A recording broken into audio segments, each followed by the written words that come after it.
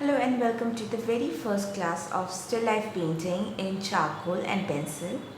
Let us understand how to arrange the still life in front of a light source. So you can see I have a ball arranged where the light source is coming at a 45-degree, creating a beautiful shadow and a highlight on the ball. I have a darker background and a lighter foreground so that my ball is pushed forward. The ball is divided into different parts. There is shadow. This is the firm shadow which is on the ball. Then there is middle tone, lighter area and the highlight. There is lots of light flowing in the background and the foreground both.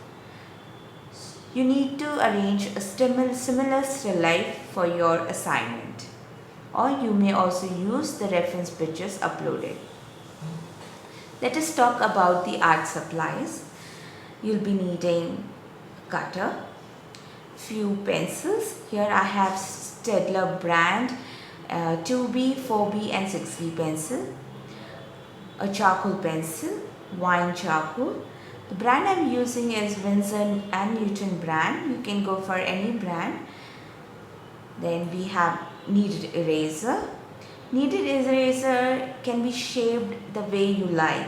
So for fine details, this is an excellent eraser. And then we also had a plastic or non-dust eraser and a ruler. Okay, so before we start the painting, let us do a small drawing and understand how to draw a still life arrangement.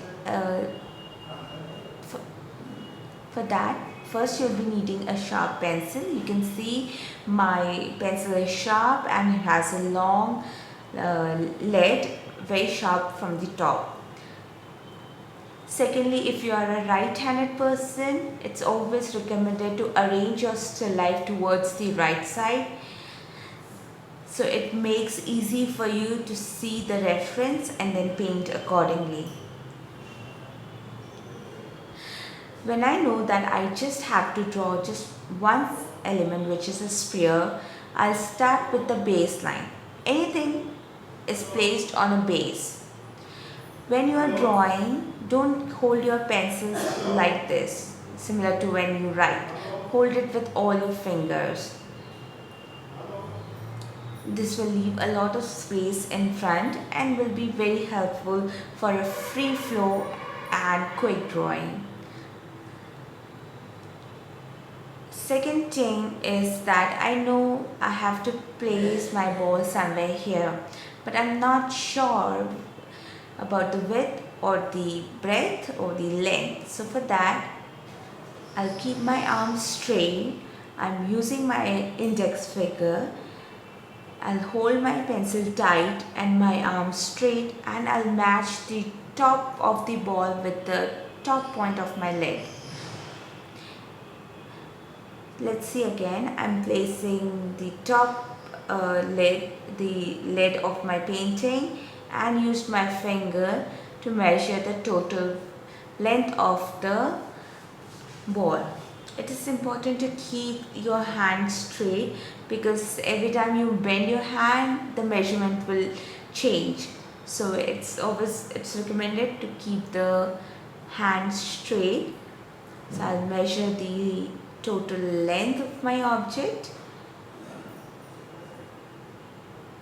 height of the ball,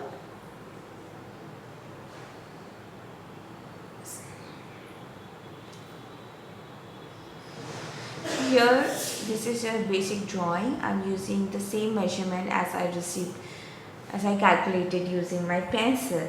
So I know this is the total length of my sphere. When I know that I'm doing a sphere, I know the total height of the sphere or total length of the sphere is equal to the breadth. So I'll check it once again.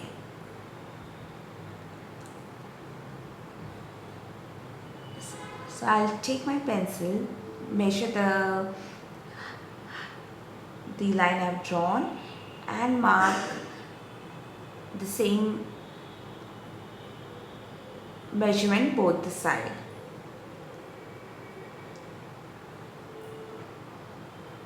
I've marked the center of the line. I'm taking half and marking the same point both the sides. So now I have 4 points and I know my ball will lie somewhere between or will be touching all the 4 points. I'll hold my pencil with all my fingers and I'll start making circles, very light circles. Moving my hand from my shoulder in a circular motion. Here I'm not moving my wrist or drawing it, but I'm moving in a circular motion. I'll keep on moving till I get a proper circle, a proper circular shape. Once I am satisfied with the shape that I received, I'll take the kneaded eraser and remove the extra line. So here you can see I have added something. The lines that I'm adding is the additive part, and whatever I'm subtracting or removing is subtractive part of the charcoal drawing. So now I've received a good shape, a good circular shape, sphere shape of the ball that I'm painting. The second thing to understand is the light source. I know my light is coming from a 45-degree. That means when I draw two parallel lines passing through the edge of the sphere, I know my light is traveling in the same direction. That means if the light is traveling from this direction and hitting the ball, the portion below the ball is not receiving light. That's why it is creating a shadow around that area. Now I'll measure from where the shadow starts. So keeping my pencil straight, I received a point that is starting from 3/4 of the circle from my right hand side. So I know this is the starting of the shadow shape. Now where the shadow shape is ending. For that, I'll again use my pencil, keep it vertical and measure the shadow shape. In my reference, you can see there are two shadow shapes. So I'm considering the first one, which is the smaller, and I'm measuring it.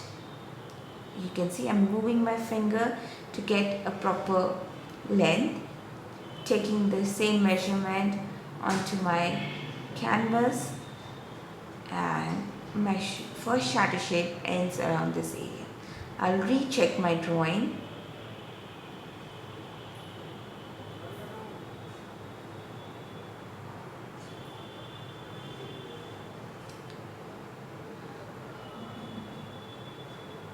And I know that the shadow shape is starting from below the 1/4 part of the sphere. So with a very light hand, I'll draw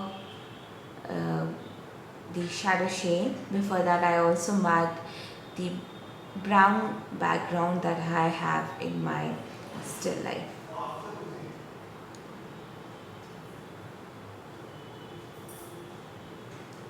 So this is how you need to draw. Use your pencil to measure the total width, the total height and the length of any object. Now let us start with rendering different values or working towards chiaroscuro.